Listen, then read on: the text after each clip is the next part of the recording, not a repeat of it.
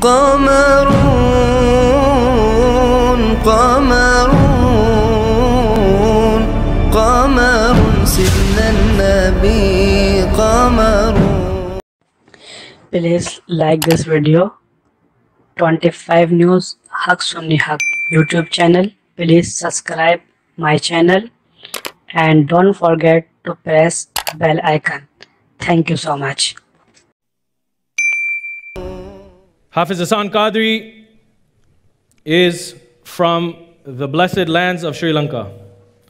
His origins hail from Gujarat, India. He received ijaza, which is permission, from a well-known scholar of the Aqidah of Ahl Sunnah wal Jama'ah.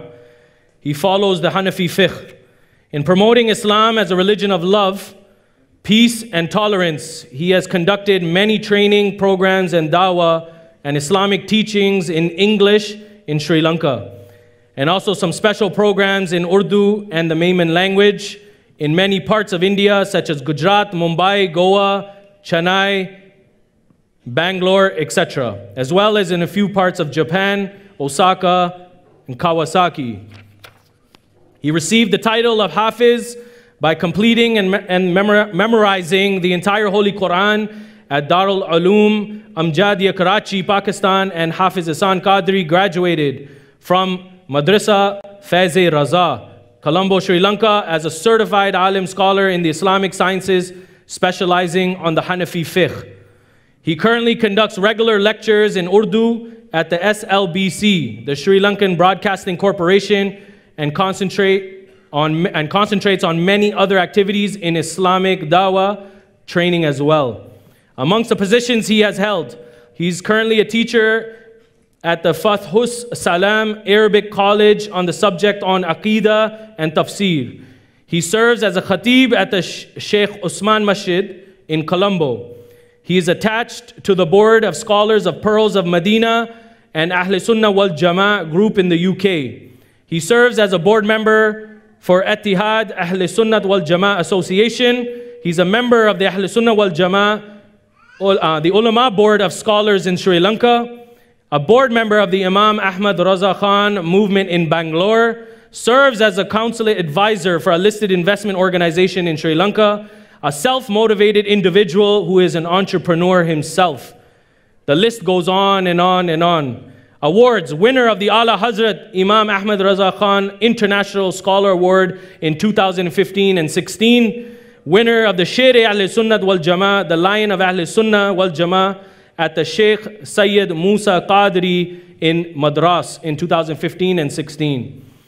Without further ado, we want to give the mic to our keynote English speaker from all the way from Colombo, Sri Lanka, none other than Hafiz Ahsan Qadri. Narai Takbir, Narai Risalat, Narai Risalat, Ulama-e Ahl Sunnat.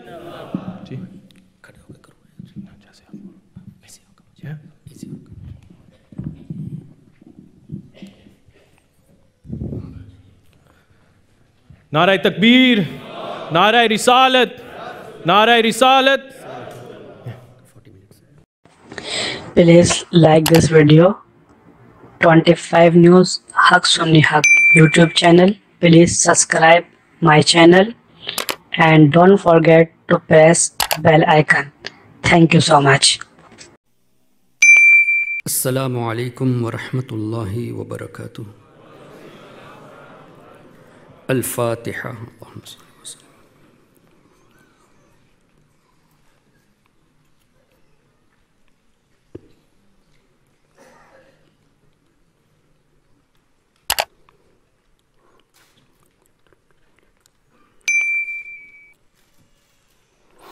ببركة إن الله وملائكته يصلون على النبي يا أيها الذين آمنوا صلوا عليه وسلموا تسليما صلى الله على النبي الأمي وآله صلى الله عليه وسلم صلاة وسلاما عليك يا سيدي يا رسول الله سبحان ربك رب العزة عما يصفون وسلام على المرسلين والحمد لله رب العالمين نحمده ونصلي ونسلم على رسوله الكريم أما بعد فأعوذ بالله من الشيطان الرجيم بسم الله الرحمن الرحيم يا أيها الذين آمنوا ادخلوا في السلم كافة. قال النبي محمد رسول الله صلى الله عليه وسلم المرء مع من أحب أو كما قال عليه الصلاة والسلام. الله رب محمد صلى الله عليه وسلم نحن عباد محمد صلى الله عليه وسلم وعلى ذويه وآله أبد الدهور وكرما. رب اشرح لي صدري ويسر لي أمري واحلل عقدة من لساني يفقه قولي. غوث اعظم بمنے بے سر و ساما مدد قبلہ دی مدد کعبہ ایما مدد یا صاحب الناہور کل ناصری فی السمع والاعضاء وحسن الباصر وبطول عمر لا بعمر قاصر یا مجمع الخیرات عبد القادر. Respected Sadat Izam, Ulama Kiram, my dear elders, brothers and sisters in Islam. Alhamdulillah, I am grateful to Allah Tabaraka wa Ta'ala for giving me this opportunity to be here in this blessed gathering to say a few words related to the creed of Ahlus Sunnati wal Jama'ah. And I am grateful, I am thankful to the organizers, Sufi Council of Toronto, and all of you as well. I am very much grateful to you for presenting here in order to learn something in light of the Quran and in the light of the Ahadith of Nabi Kareem sallallahu alaihi wasallam, which will inshallah strengthen further on our Aqidah. Dear brothers and sisters, Allah Tabaraka wa Ta'ala states in the Holy Quran, Inna Allaha indahu ilmu sa'ah wa yunazzilul ghayth وَيَعْلَمُ مَا فِي الْأَرْحَامِ. Now, if I want to touch on few parts of this verse, generally, people do translate in such a manner that Allah is the one who has the knowledge of the Qiyamah. Indeed, it is right. What is in the womb of the mother? Indeed, it is right that Allah is the one who is aware. Who will die, when and at which place? Of course, Allah is well aware of that. But there is a last part of this verse that is, Inna Allaha alimun khabir. Indeed, Allah is the knower and the informer. Now the question arises, to whom does Allah inform that when is Qiyamah? To whom does Allah informs that what is in the womb of the mother, who is going to do what tomorrow, and where a person is going to die, and when there will be rain? So if we refer to the Quran again, Allah Ta'ala clearly states, وَمَا كَانَ اللَّهُ لِيُطْلِعَكُمْ عَلَى الْغَيْبِ. The mafhum of which is that, O common people, Allah does not give you the knowledge of the unseen. Allah clearly states, O the common people, Allah does not give you the knowledge of the unseen. But, وَلَكِنَّ اللَّهَ يَجْتَبِي مِنْ رُسُلِهِ مَنْ يَشَاءُ. He gives the knowledge of the unseen to His messengers. Now, in the light of the Quran, a clear verse of the Quran, the Rasul of Allah, the messengers of Allah, they are given the ilmul ghaib, knowledge of the unseen. Now, this is not what I say or our ulama say. This is the nas of the Quran, directly from the Holy Quran. Then again, our Nabi sallallahu alaihi wasallam clearly stated that when a child is in the womb of the mother, when a mother conceives, angel, they descend and they write 4 things. 1, the child who is going to be born, whether male or a female. Now, by the bestowal of Allah, this particular angel is aware what is in the womb of the mother before the birth, whether a male or a female. This is first thing. The second thing, how long this child will be living in this world. The duration of his life is also known to whom? The angel. Third thing, how much rizq has been allocated to this child? What is the rizq? Now, if I ask you, do we know that in this year, how many dollars am I going to earn? We can't predict.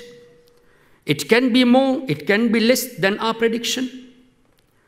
No one knows that how long are we going to live here. It may be 100 years, it may be 75 years, it may be 50 years. Even the death may come tomorrow. We never know that.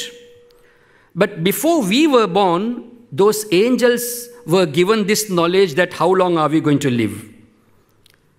What is the rizq has been allocated. And again, at the time of the death, whether this person will be Sa'id or Shaqi, a fortunate person or a person who is unfortunate. So the end state of a person is also known to the angels before the creation of human being in this world, before his birth. Have you ever heard that anyone who propagates against the belief of Ahlus Sunnati wal Jama'ah, saying in such a manner that no, this is not possible. How come the angel is aware whether the child going to be born is a male or a female when Allah says, وَيَعْلَمُ مَا فِي الْأَرْحَامِ, only Allah is aware? We never heard this. No one objected in this manner as well, that how do you say, how did our Nabi sallallahu alaihi wasallam say that the angel is aware how long the child is going to live? Allah says in the Holy Quran that He is the one who created, only He is aware. How much the rizq has been allocated? No one objects when the matter of the angel arises. But at the same time, if a Sunni scholar says in light of the Quran and the Hadith that Allah has given this knowledge to our master, your master, the master for the entire creation, the most beloved of Allah, Sayyiduna Muhammadur Rasulullah sallallahu alaihi wasallam, that Allah has given him such knowledge that he is aware what is the state of a person at present and what will be at the time of his or her death, immediately we find objections. No, this is shirk. This is bid'ah to believe. How come Nabi be aware when Allah says that only Allah is aware? But the same matter, when we talk about the angels, no one raises any objection. What do we understand from this? There is an animosity towards the excellence of Nabi Kareem sallallahu alaihi wasallam. Why is that? Why is it a problem for these people when the Lord gives such excellences to His beloved? Who are we to object? What are the rights we got to object when Allah, the Lord Himself, gives such excellence to His most beloved sallallahu alaihi wasallam? And further, we also believe that Allah has given such knowledge to His Habib sallallahu alaihi wasallam, that our gathering today here in Toronto, we believe that our Nabi is aware. We believe our Nabi is observing, watching us. We never deny tasting of the death. After tasting of the death, all the prophets of Allah alayhimus salam, they are physically alive in their graves and they can visit wherever they wish to visit. And a clear example in light of the hadith of Nabi Kareem sallallahu alaihi wasallam is the incident of Mi'raj, when our Nabi sallallahu alaihi wasallam went to Masjidul Aqsa Sharif from Makkatul Mukarramah. Before our Nabi reached Masjidul Aqsa, refer to the hadith, even Tafsir Ibn Kathir, in Tafsir Ibn Kathir, Hafiz Ibn Kathir has quoted this hadith. But unfortunately, the original text of Ibn Kathir contains this hadith, that the prophets were present in Masjidul Aqsa. They offered prayer behind our Nabi sallallahu alaihi wasallam after tasting the death. That means they knew that our Nabi is going to come. So before the presence of our Nabi, all the prophets came to welcome our Nabi sallallahu alaihi wasallam. And Hazrat Ibrahim alayhi salatu wasallam gave lecture in front of the prophets of Allah. Hazrat Musa alayhi salam, he gave lecture in front of the prophets of Allah. After leaving this world, a Nabi of Allah giving lecture in front of the Anbiya Kiram alayhimus salam, who also left this world. And our Nabi sallallahu alayhi wasallam led the prayer for all the prophets of Allah. Now tell me honestly, if there was not a physical body, how come the prophets would pray behind our Nabi sallallahu alaihi wasallam? Without the physical body, how could they pray? Sayyidina Jibreel alayhi salam says, Ya Rasulullah sallallahu alaihi wasallam, all the prophets who were sent before you had offered prayer behind you, Ya Rasulullah. One hadith recorded also in Ibn Kathir. Another hadith, Nabi Kareem sallallahu alaihi wasallam says, I have led the prayer for all the prophets of Allah. One that our Nabi says, I led the prayer for all the Anbiya. Other narration, Jibreel alayhi salam says, Ya Rasulullah, all the prophets of Allah who were sent by Allah have offered prayer behind you. Now all the prophets, they came before our Nabi in this world, but by offering prayer behind our Nabi sallallahu alaihi wasallam, they are showing that, Ya Rasulullah, though we came before you, but offering prayer behind you, we show to the world, the entire creation, that, Ya Rasulullah, though we came before you, but you are our Imam, Ya Rasulullah. You are our leader. This is what Sayyidi Ala Hazrat Imam Ahmad Raza Rahmatullahi alayhi states in Qasidatul Mi'rajiyah Sharif, Namaz-e Aqsa mein tha yehi sir. This was the secret behind offering prayer with Nabi Kareem, behind Nabi Kareem sallallahu alaihi wasallam. What was the secret? Namaz-e Aqsa mein tha yehi sir ke aaya ho maani-e awwal akhir, to identify, to distinguish who is the first and who is the last. Ke dast basta hai piche hazir, jo sultanat aage kar gaye the. All those prophets of Allah who had ruled the entire world by the blessings of Allah, by tying hands before Nabi Kareem sallallahu alaihi wasallam, they show that, Ya Rasulullah, you are our Imam. Though we came after you, you are our Imam. Subhanallah. So these ahadith are recorded in Tafsir Ibn Kathir, but very unfortunately, I would have presented a PPT presentation for this, but unfortunately, due to some reason, I could not proceed with that. The present English version of Tafsir Ibn Kathir, which has been translated by those ulama who follow the path of Wahhabism. I don't say they are Wahhabis. They themselves claim that we are following Ibn Abdul Wahhab Najdi. So when they identify themselves as Wahhabis, we don't mind calling them Wahhabis. Because they label themselves that we are the followers of Ibn Abdul Wahhab Najdi. So from the English version, they have omitted these hadith, which proves the physical lives of the prophets of Allah after leaving this world, and Hadir and Nadir being able to present wherever they wish to be present. They have omitted these ahadith from the English version. Therefore, be careful, be vigilant whenever you refer to a book or whenever you refer to a scholar. Always look at the background of this scholar, whether he is from the background of Ahlus Sunnati wal Jama'ah or not. Because this is the matter of Iman. Now what I was trying to say is, our Nabi sallallahu alaihi wasallam is observing us even now. This is my aqidah, our aqidah. Do you believe in it? Alhamdulillah. What is the evidence? Belief? Yes. We should know the evidences as well. Refer to another hadith. Nabi Kareem sallallahu alaihi wasallam says that the Kiraman Katibin, those angels who write the deeds, when a person intend for a good deed, for example, let us intend that we will offer Salatul Asr by Jama'at behind the Sunni Imam. For this intention, already the angel who writes the good deeds, for the intention he will write a good deed. You just intend for any good cause, that after this majlis, you will go and respect your parents, you will give a sadaqah, you will do such and such thing, a good thing. For your intention, that angel will write a good deed.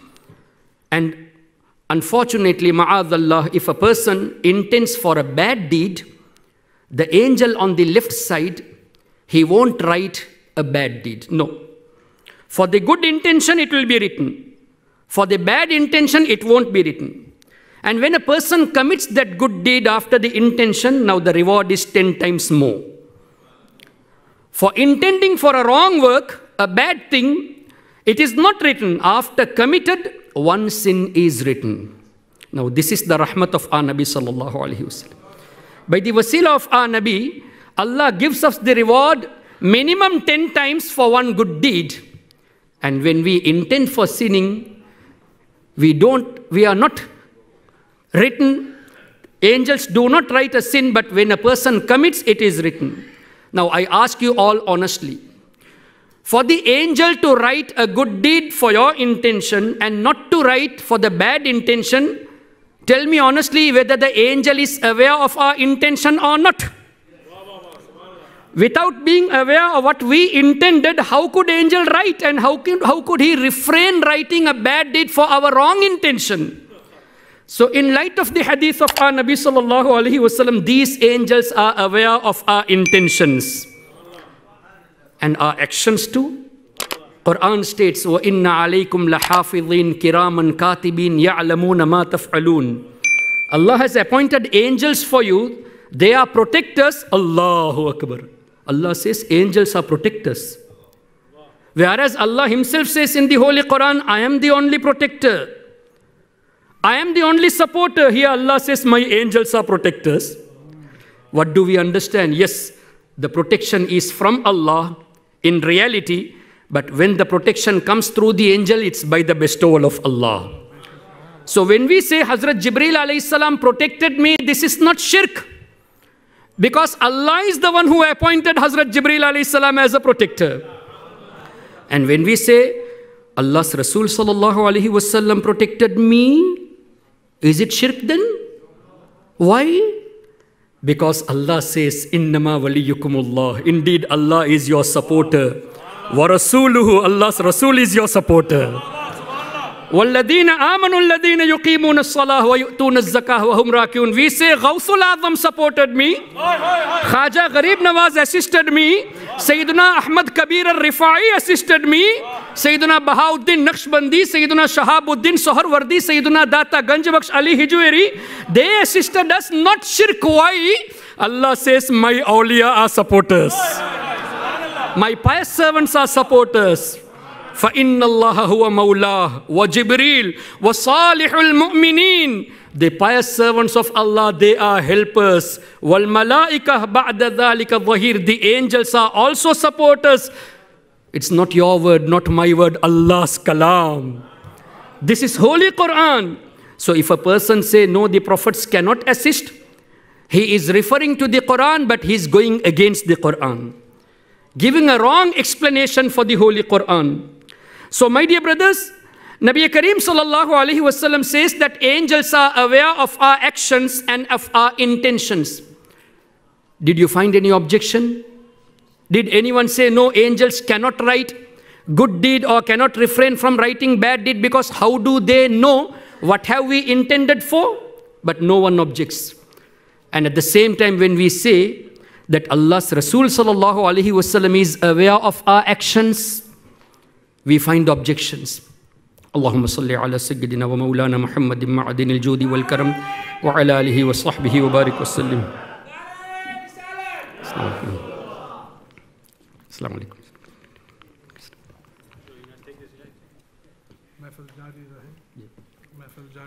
اللهم صل على سيدنا ومولانا محمد معدن الجود والكرم وعلى آله وصحبه وبارك وسلم. So when we say that Nabi Kareem sallallahu alaihi wasallam is well aware of our actions, we find objections. And when we say our Nabi sallallahu alaihi wasallam is aware of our intentions, yet we find objections. If this is the real belief that none can be aware even by the bestowal of Allah, then you should object for the angels as well. But there is no objection. Here there is objection. What do we understand? Animosity towards Nabi Kareem sallallahu alaihi wasallam. Why is it worrying you when Allah gives such excellence to his Habib sallallahu alaihi wasallam? Why can't we accept the truth that Allah, being the Lord of the creation, when he bestows to his most beloved, why is it worrying people? And further, let me explain you in light of the hadith of Nabi Kareem sallallahu alaihi wasallam again. Allah's Rasul sallallahu alaihi wasallam says, "Man zarani muta'ammidan kana fi jawari yawm al-qiyamah." The one who visits me in Medina Sharif with the intention of visiting me, no other intentions, purposely for visiting me, he will be besides me on the day of judgment. Another hadith, Man ja'ani za'iran la ta'maluhu hajatun illa ziyarati kana alayya haqqan an akuna lahu shafi'an yawm al-qiyamah aw kama qala. The one who intends to visit me, no other intention apart from visiting me, only intention that I am going to visit Muhammadur Rasulullah sallallahu alaihi wasallam. He says that I will do shafa'at for him. Now tell me, my dear brothers, how many thousands of people are visiting Madinatul Munawwara? Every day, thousands of people. During the month of Ramadan, during the Hajj, millions of people. Some people, they intend to just visit Masjidun Nabawi Sharif in order to offer prayer, saying that we get more reward by intending for Masjidun Nabawi Sharif. But they should also understand this more reward is because of Nabi Kareem sallallahu alaihi wasallam. They say you don't need to intend for Nabi Kareem sallallahu alaihi wasallam, just make intention that you are visiting Masjidun Nabawi Sharif. Some people, they go with the intention to take care of their groups. Some people, they go with the intention for the business purpose. Some, they have the intention that I'm going to visit the grave of Nabi Kareem sallallahu alaihi wasallam. And some fortunate people, they intend I am going to visit my Nabi sallallahu alaihi wasallam. Now when millions of people are visiting Madinatul Munawwara and our Nabi says, I will do shafaat for that person who purposely comes to visit me, no other intention, which clearly explains us that our Nabi is aware who has come with the intention of business, who has come with the intention of taking care of the group, who has come with the intention of only offering prayer in Masjidun Nabawi, and who is that fortunate person who has come to visit me solely, because the shafa'at has been guaranteed for that person who solely visits Nabi Kareem sallallahu alaihi wasallam. So my dear brothers, whenever Allah gives us the opportunity, intend that, Ya Rasulullah, I am coming to meet you, Ya Rasulullah. This was the aqidah of Sayyidina Imam Malik radiyallahu anhu. This was the aqidah of Sahaba Kiram when Hazrat Abu Ayyub Ansari radiyallahu anhu, a Sahabi, was near the blessed Rawda Sharif of Nabi Kareem sallallahu alaihi wasallam. He kept his blessed head on the grave of Nabi Kareem sallallahu alaihi wasallam. Marwan came and said, oh, what are you doing here? What was the reply by Hazrat Abu Ayyub Ansari radiyallahu anhu? I have not come to a stone. I have not come to a stone. I have come to Rasulullah sallallahu alaihi wasallam. So aqidah of Sahaba, after leaving this world, the prophets of Allah are physically alive in their graves. And then, you know, there is a scholar named Ibn Taymiyyah. There was a scholar who was 700 years ago. I am repeating again, 700 years ago, so that you all are well aware that he has no connection since 1400 years history.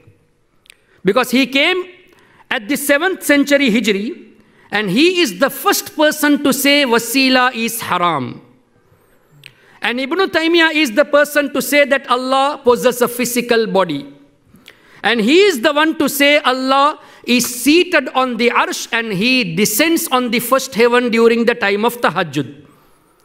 My dear brothers and sisters, in Toronto today, the time is 6:47 p.m. Is it tahajjud time?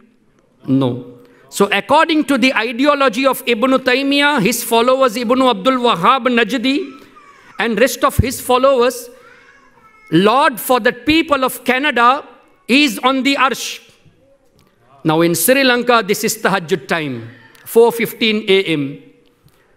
And according to their ideology, Allah is descending on the first heaven.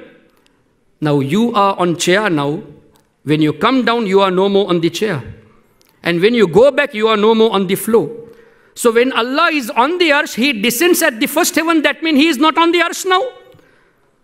For the people of Sri Lanka. And according to their ideology, for the people of Canada, Allah is on the arsh, he is not on the heaven. So you mean to say you believe in the oneness of Allah, yet you believe in two Allah? You accuse the people of Ahlus Sunnah as mushrik, yet you believe in two Allah, that for the people of Canada, Allah is on the arsh, and for the people of Sri Lanka, India and Pakistan, Allah is on the first heaven. Are you making fun of Allah? Yes, there is a hadith that Allah descends. What does it mean? If it was easy to get the meaning from the Quran and hadith by merely referring to the direct translation, what was the necessity for the muhaddithun and mufassirun to write the tafsir of the Quran, which is in Arabic, the tafsir also in Arabic? What was the need? Why did they write the tafsir of hadith and Quran in Arabic language? Those great scholars, they knew that it is not easy to understand the Quran directly. One cannot understand the Quran directly except for Sayyidina Muhammadur Rasulullah sallallahu alaihi wasallam. Why? Because Allah says, Ar-Rahman allama al-Quran. Allah has taught Quran to his Habib sallallahu alaihi wasallam. Allah says, Sanuqri'uka fala tansa, O my Habib, we will make you read that you will never forget. Allah says, fala tansa, you will never forget. Illa masha Allah, O my Habib, even if you forget, that would be by the will of Allah. You won't forget at your own. By the will of Allah, you will forget, so that making you forgetful for a reason, and our Nabi says that I don't forget, Allah makes me to forget so that during my forgetfulness, a sunnah to be established. So forgetfulness of Nabi sallallahu alaihi wasallam, there are also wisdoms. And further Allah says, وَنَزَّلْنَا عَلَيْكَ الْكِتَابِ تِبِيَانًا لِكُلِّ شَيْءٍ. O my Habib, the kitab, what we revealed upon you, contains everything in detail. So Quran has been taught to his Habib sallallahu alaihi wasallam. And further Allah says, وَعَلَّمَكَ مَا لَمْ تَكُنْ تَعْلَمْ. O my Habib, Allah has taught you all whatever you did not know. So after this verse of the Quran, none should bring any incident saying that our Nabi was unaware at that particular moment on this matter. We have no right to say. Why? Because when Allah says hereafter, there is nothing remaining to say, oh Nabi, you are unaware, because we have taught you all whatever you did not know. That means now everything is known to Nabi Kareem sallallahu alaihi wasallam, what is going to happen until Qiyamah. So now none can bring any evidence from the hadith or from the verse of the Quran to say, our Nabi was unaware of such and such thing before. And if you say, no, he was unaware, that means you doubt on the teachings of Allah. Allah has not taught him properly. When Allah says, we have taught you all whatever you did not know, who are these people to say our Nabi is unaware of such and such thing? Allahu Akbar. So I was referring to that hadith. Ibn Taymiyyah, he is the one to oppose wasila. He is the one to say that Allah has a physical body. He is the one to show this belief that you must believe in two Allah. One is on the heaven and the other one is on the arsh, for the people living in different parts of the world. And this is the reason the scholars of his era opposed him, banned his books. He was jailed, but after 500 years, by the influence of a British spy, you can refer to the internet, Confession of a British Spy, refer to this book. And Lawrence of Arabia, refer to this documentary. You will get to know how the spy influenced Ibn Abdul Wahhab Najdi to revive the teachings of Ibn Taymiyyah after 500 years. From there only Wahhabism initiated. So in short, their Aqidah ends with Ibn Taymiyyah. Our Aqidah goes up to Muhammadur Rasulullah sallallahu ta'ala alayhi wasallam. So this is why we always give the message. Why do you need to follow Ibn Abdul Wahhab Najdi and Ibn Taymiyyah? Come to the fold of Ahlus Sunnati wal Jama'ah. This is the path of salvation. So now they say, Ibn Taymiyyah said, no, these hadith where our Nabi said that the one who comes to visit me with the sole intention of visiting me, these are fabricated. Or these are weak. Whereas Sayyidina Imam Taqiyuddin Subuki Shafi'i radiyallahu ta'ala anhu, during that time, he refuted the statements of Ibn Taymiyyah by writing the book Shifa'us Siqam fi Ziyarati Khairil Anam. There is Shifa for the illness for those who visit Nabi Kareem sallallahu ta'ala alayhi wasallam. And this is what Sarkar Mufti Azam Hind radiyallahu ta'ala anhu says. इस दर की हुजूरी ही इस यहाँ की दवा ठहरी है ज़हरे मासी का तैबा ही शिफा खाना. So Imam Subki rahmatullahi alayhi already refuted that. But my question to those people, okay, you have objection on the knowledge of our Nabi sallallahu alaihi wasallam that he is unaware of our intention. But let me give you another hadith related to Hajarul Aswad. Is Hajarul Aswad a prophet? The stone, is it a prophet? No. A human being? No. A awliya? No. It's a stone, but exalted stone. In Sihah Sitta, you find a hadith. Nabi Kareem sallallahu alaihi wasallam says that on the day of judgment, Hajarul Aswad will be appearing in such a manner that Allah will give Hajarul Aswad, the stone of Jannah, 2 eyes and a tongue. And Hajarul Aswad will intercede, that means will do shafa'at. For whom? Those who kissed Hajarul Aswad sincerely. So when we go to Makkatul Mukarramah and kiss Hajarul Aswad, mean for shafa'at, mean for our forgiveness. Now tell me, my dear brothers, since 1400 years until now, until Qiyamah, Allah knows how long to go.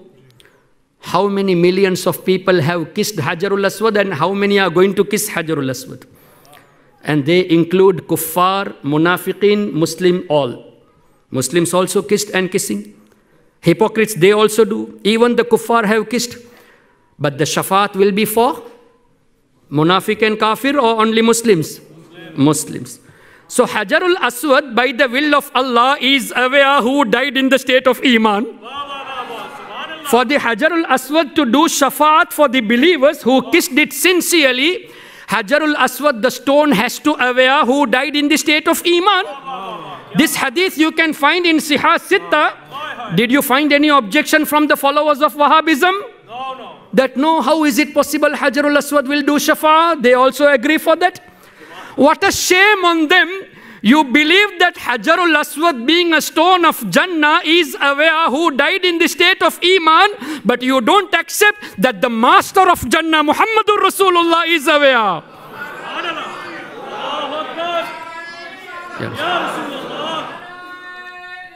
Ya Rasulullah. Subhanallah. Allah. So my dear brothers, these are the differences. When the matter arises with regards to the angels, no objection. When the matter comes with regards to Hajarul Aswad, no objection. Only when the matter of our master comes, how come Nabi is aware? How is it possible that Nabi Kareem sallallahu alaihi wasallam is aware? Before I end, Nabi Kareem sallallahu alaihi wasallam has said in the hadith very clear, Hayati khairul lakum. My living in this world is better for you. Wa wafati khairul lakum. My leaving this world is also better for you.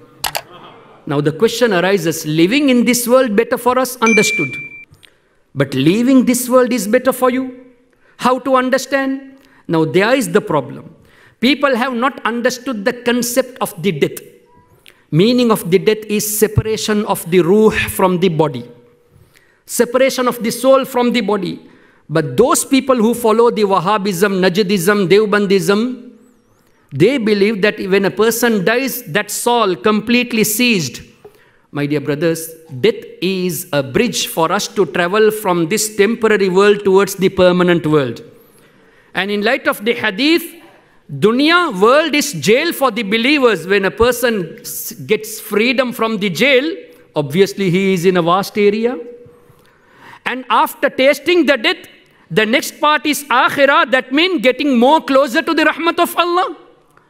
Because if there is nothing after death, then why the comfort of Jannah given in the grave?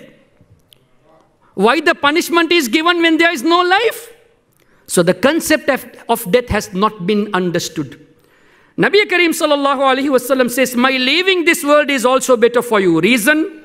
He himself says that, O people, after I leave this world, your actions will be presented to me. By looking at your good deeds, I will be grateful to Allah. And by looking at your bad deeds, I will seek forgiveness for you in the court of Allah. How rahmatul lil alameen. How merciful is our Nabi, that even today, he is observing our actions and seeking forgiveness for us. And why not? Allah states in the Holy Quran, وَاسْتَغْفِرْ لِذَنْبِكَ وَلِلْمُؤْمِنِينَ وَالْمُؤْمِنَاتِ. Oh my Habib, seek forgiveness for your closed ones and for the believers. So Allah's command for him to seek forgiveness for whom? Believers. Are we believers or not?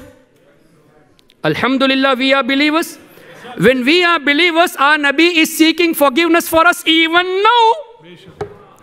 If a person say, no, he sought forgiveness at that time, now he can't seek forgiveness, no problem. You do not consider yourself as a believer. That is your problem. Allah states in the Holy Quran, لَقَدْ جَاءَكُمْ رَسُولٌ مِّنْ أَنفُسِكُمْ عَزِيزٌ عَلَيْهِ مَا عَنِتُّمْ حَرِيصٌ عَلَيْكُمْ بِالْمُؤْمِنِينَ. Once again, بِالْمُؤْمِنِينَ. I need to emphasize to the youths, بِالْمُؤْمِنِينَ.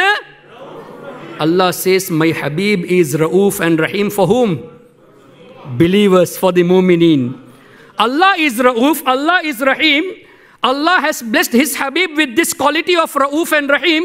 We are believers, so even now our Nabi is Ra'uf for us. Even now our Nabi is Rahim for us. And the followers of the Wahhabism, they say, no, he was Rahmat. Now he is no more. Why do we need to argue with those people who do not consider themselves to be among the mu'mineen? If they are believers, then they have to believe our Nabi is Rahim for them even now. Now this is the beauty of Ahlus Sunnati wal Jama'ah. We believe in light of the Quran and Hadith that our Nabi is Rasul of Allah or was Rasul of Allah. Is or was. La ilaha illallah Muhammadur Rasulullah. When he is Rasul, then all the qualities of Rasul still exist in him. None can say he is Rasul, but the quality of Rasul being blessed with the knowledge of the unseen is no more. Being removed of the calamities is no more. Being Hadir and Nadir is no more. Being Shahid, witness is no more. None has the right to say. Who gave them the right to differentiate the attributes of Rasul? When he is Rasul, he is Dafi'ul Bala even today. When he is Rasul, he is witness even today. When he is Rasul, he is Rahmat, Ra'uf and Rahim even today. Alhamdulillah, we are believers. For us, he is Ra'uf, he is Rahim, he is Aziz, he is Rahmat, and he is Shafi'ul Mudnibin for us. So these are the basic differences. I have mentioned only a few due to the time factor. The differences between the Aqidah of Ahlus Sunnati wal Jama'ah and of others. And before I end, if I ask you this question, who is the founder for Wahhabism? Ibn Taymiyyah. Who is the founder for Deobandism? Qasim Nanotwi. Who is the founder for Jamaat-e-Islami? Abul Ala Maududi. Who is the founder for Qadiani? Mirza Ghulam Ahmad Qadiani. They have founders. That means they show us that they are the innovators. They are the bid'atis. Our founder is only and only Muhammadur Rasulullah sallallahu alaihi wasallam. We do not have founder called any Najdis. Ya Rasulullah. Ya Ali. Yes, indeed, we have our guides, Imamul Azam, Imam Malik, Imam Shafi'i, Imam Ahmad, Sayyiduna Ghawthul Azam, Sayyiduna Khaja Gharib Nawaz. They are our guides. They are not our founders. Founder is Muhammadur Rasulullah sallallahu alaihi wasallam. And why they are guides? Because Allah has made them the guide. Siratal ladina an'amta alayhim minan nabiyyin was siddiqeen was shuhada was salihin. Every day, minimum 20 times we say, Ya Allah, guide us on the path of the pious people. So we ask from Allah to remain on the path of the pious people. After Salah, we do follow that.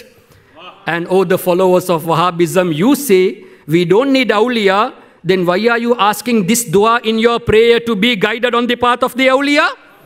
In the path of the Salihin, why do you pray? The difference is clear. Your prayer, your dua in your prayer is not accepted. That is why you are away from path of awliya. We may be sinners, but alhamdulillah, our prayer is accepted because we are on the path of awliya by the grace of Allah Ta'ala. So be away from those people who have initiated new beliefs, who try to confuse the thoughts of the youth, saying that Ahlus Sunnati wal Jama'ah are innovators. No, my dear brothers, we are not innovators.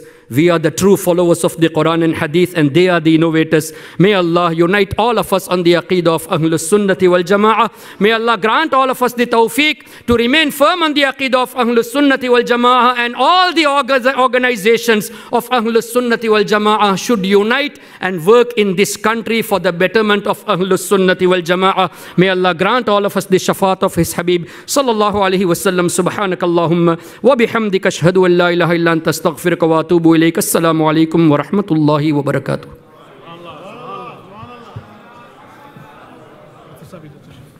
Nara Takbir, Nara Risalat, Ulama Ahl Sunnat.